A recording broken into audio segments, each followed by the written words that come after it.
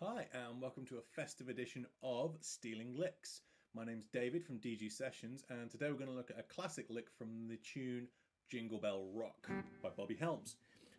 Here's the lick that we're going to be taking a look at.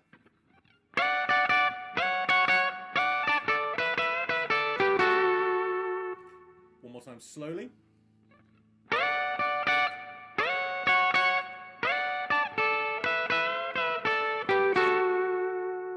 Okay, now this is a lick that has a lot of different applications, a lot of different uses in a lot of different styles. We're going to get into that later on, but first of all, let's take a look at how to play it. So here's the tab on your screen now. There's a lot of triads going on here, a lot of dyads, and a lot of thirds happening. So it's a very rockabilly style lick in the way that it's originally played. But we're going to look at some, as I said, some different applications for it in a couple of minutes. So first of all, we're on our high E string and our B string. So we're going to use B string, 15th fret, and 14th fret on the high E string, almost like a D major chord. So this whole lick's in the key of D major.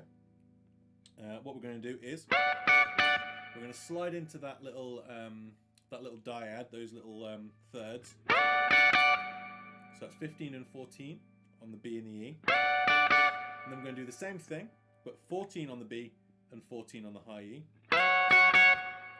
So that's what we've got there. So it's like a D major, then a D major 7. Get used to that, get that nice and smooth. Slide in and then slide into the next one. Then we've got this little phrase here where we're going to do the 14 and the 15 again, followed by a 17, which I'm playing with my little finger or my pinky finger on my high E string there. So it's 15 on the B, 14 on the high E, then 17 on the high E. Then we're going to shoot down here. We're going to bridge across with our first finger on 10th fret on the B string and the E string. So that's 10 and 10, B and the E. Then we're going to hit 12 and 12. But this time we're going to use, in my case, I'm using my ring finger and my pinky finger. We're going to hit the two 12s. Careful there, make sure you don't slide off the edge of the fretboard like I did. And then going to bend up very slightly. Make sure you don't bend too far. If you bend too far, then you lose the bluesiness of the phrasing there. So it's 10 and 10, 12 and 12, a very slight bend. Make sure you bend both strings, not just one. Then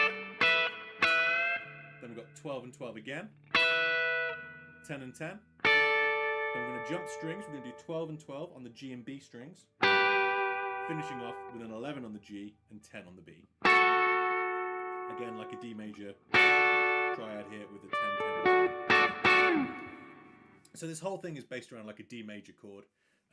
I'll play it through once for you slowly, then up to speed, and then we'll talk about some of the different applications. Here we go. I'm going to bring it back full screen, and here we are.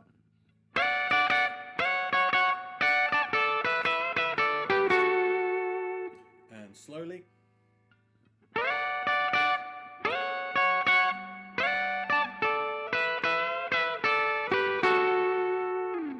Alright, now let's take a look at some of the different applications we can have for this. Obviously we've got some rockabilly styling in there as well. So anyone who's interested in the kind of Chris Chaney, rockabilly, almost country style, it's a really good idea to get used to some of these little double stop dyad ideas. You know, very common in that kind of style where you've got these kind of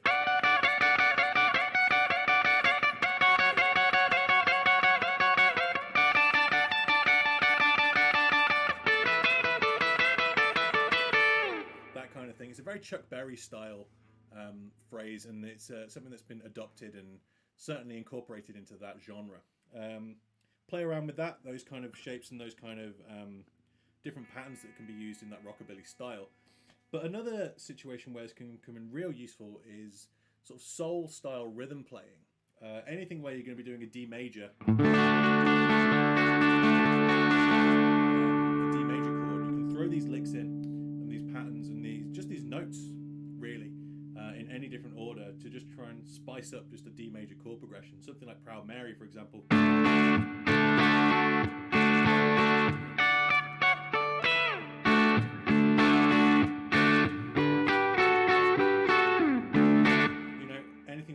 long section of D major. It'll work really nicely with a kind of, you know, explore around those as much as you can.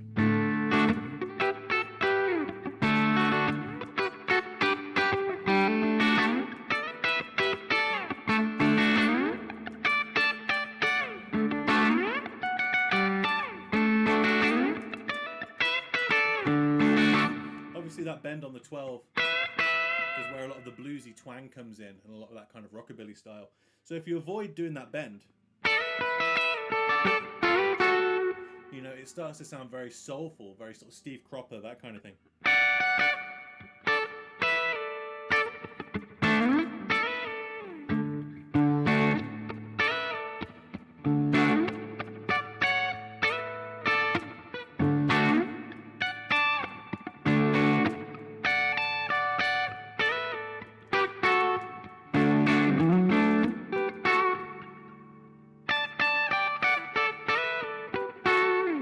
Any of those kind of phrases, anything where you're thinking D major.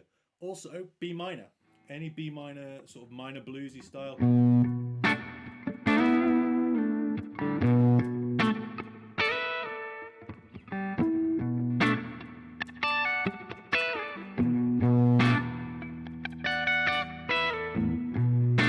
It also fits really nicely over that, purely because it's the relative minor of the D major phrase.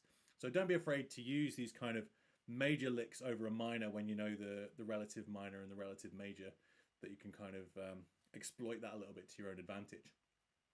Hopefully this is kind of giving you some food for thought over something that maybe you only dig out and start playing over, you know, particular festive gigs or things like that.